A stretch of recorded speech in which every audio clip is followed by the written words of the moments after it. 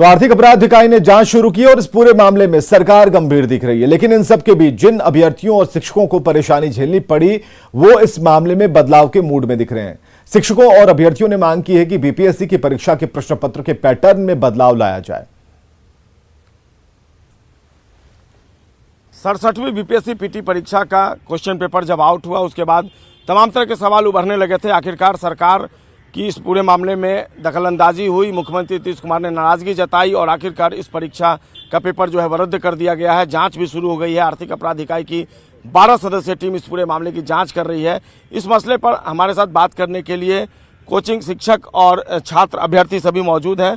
हम सबसे पहले गुरु रहमान से ही बात कर लेते हैं।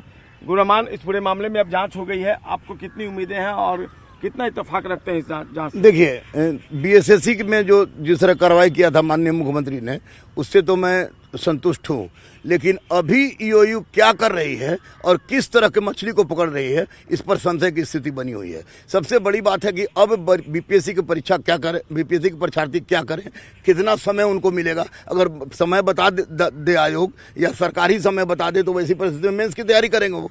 तो मैं निश्चित रूप से कहूँगा कि इसमें बीपीएससी के साथ साथ वो तमाम शिक्षा माफिया जुटे हों, चाहे वो मास्टर के रूप में हो या आपको विधायक के रूप में हो या सांसद के रूप में हो या कहिए कि आप पैसा वाले के लोग हों, कुबेर पुत्र हों, तो उन लोग पर शिकंजा कसना चाहिए। देखिए, हम लोग 3 साल से जगा रहे थे सरकार को, और ये पहली घटना नहीं है कि जब हम भेजे हैं। हाँ, पहली बार ये जरूर हुआ कि सीएम को हमने ईमेल किया। इससे पहले भी हम ये प्रयास किए, सिपाही बहाली में, दरोगा बहाली में, सीबीआई जांच की मांग दरोगा बहाली में भी किए थे, और किस तरह से लिपापोती कर दी गई। हम लोग चाहते हैं कि जो अगर माननीय मुख्यमंत्री जी कह रहे हैं कि जांच जो है उसको एक सिरे तक, मतलब जो भी इसमें सम्मिलित है उस पर ठोस से ठोस कार्रवाई हो। लेकिन छात्रों का क्या, वर्षों वर्ष तैयारी करते हैं, जब एग्जाम देने जाते हैं तो क्वेश्चन आउट हो जाता है। मेरा यही उम्मीद टिकी हुई है कि फिर से इसको पूर्ण रूप से जांच किया जाए, जो है कहाँ त्रुटि हुई, कैसे पेपर लीक हुआ, और उसको उसको पूर्ण रूप से फिर से एग्जाम लिया जाए जो पारदर्शिता के साथ जो है, और आंसर की जारी किया जाए, आंसर बताया जाए हर एग्जाम में, सिर्फ बीपीएससी में नहीं, बिहार के टोटल एग्जाम में,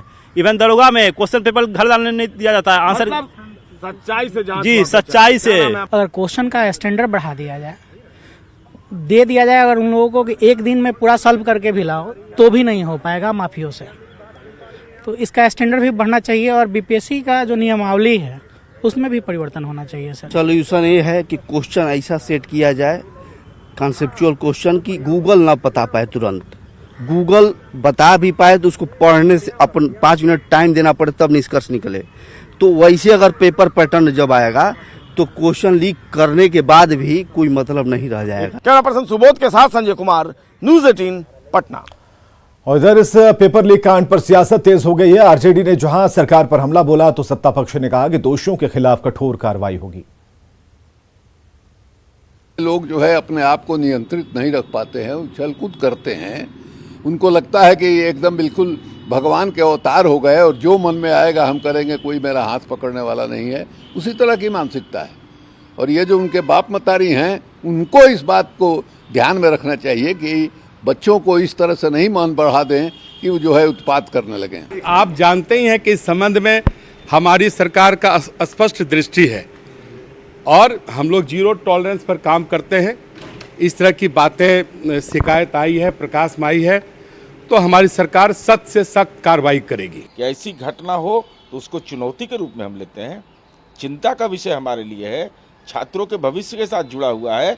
और जो भी अपराधी होगा, जो गुनाहगार होगा, जो पकड़े जाएंगे, कानून के जद में ऐसा जकड़न में आएंगे कि आने वाला इतिहास भी याद रखेगा कि ऐसे कृत्य करने वाले को कौन सी सजा मिली। निश्चित रूप से एग्जाम तो कल ही रद्द कर दिए गए थे और जो भी दोषी हैं, जो भी उसके जांच के क्रम में जो भी जहां से भी इसमें लीकेज की संभावना दिखेगी, उनको निश्चित रूप से इस कार्रवाई की जाएगी। इसमें कहीं अस्वस्थ रहें।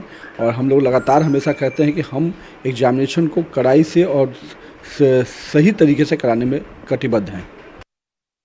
इधर नेता प्रतिपक्ष तेजस्वी यादव ने सिस्टम पर ही सवाल खड़ा कर दिया। उन्होंने सरकार से मुआवजा देने की मांग की है। बहुत ही दुर्भाग्यपूर्ण है, निंदनीय है, दुखद है। हम सबों को, जितने छात्र हैं जो पेपर लीक हुआ, रद्द हुआ, इसका दर्द है। और आप लोग कल्पना कर सकते हैं जब बीपीएससी का पेपर जब बिहार में लीक हो रहा है तो और सारे संस्थानों का क्या हाल होगा।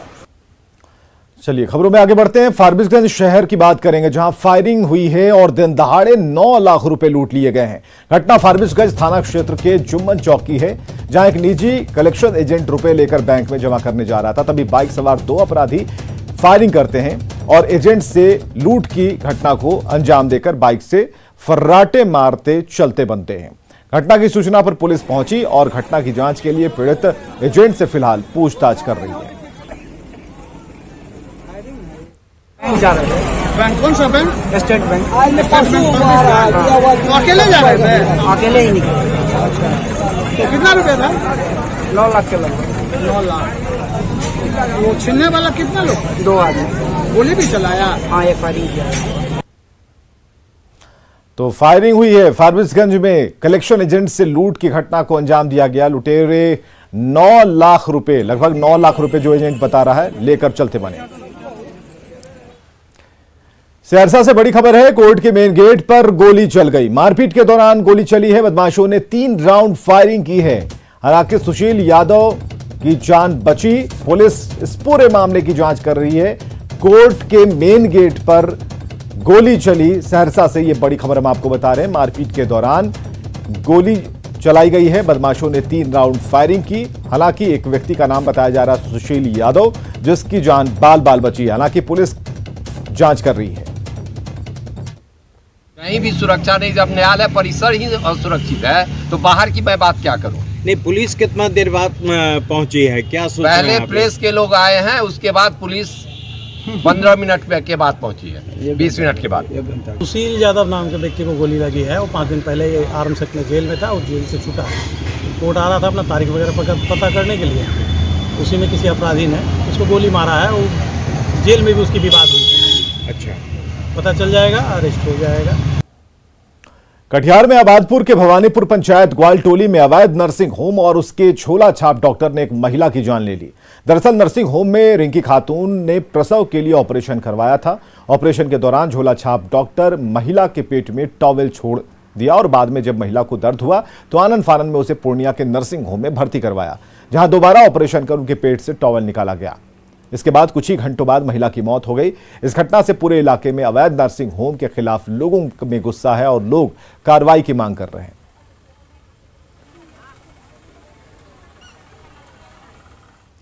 नालंदा जिले के बिहार थाने के गोईठवा पुल के करीब अचानक सीएनजी टेम्पो में आग लग गई। अफरा तफरी मच गई। गनीमत रही कि जैसे ही ऑटो के इंजन से धुआं निकलने लगा, चालक और सवार लोग कूदकर अपनी जान बचा पाए। जब तक किसी को कुछ समझ में आता तब तक बीच सड़क पर टेम्पो धू धू कर चलने लगा। दमकल की गाड़ियों की मदद से आग पर काबू पाया गया है। शॉर्ट सर्किट की वजह से आग लगने की आशंका जताई जा रही है।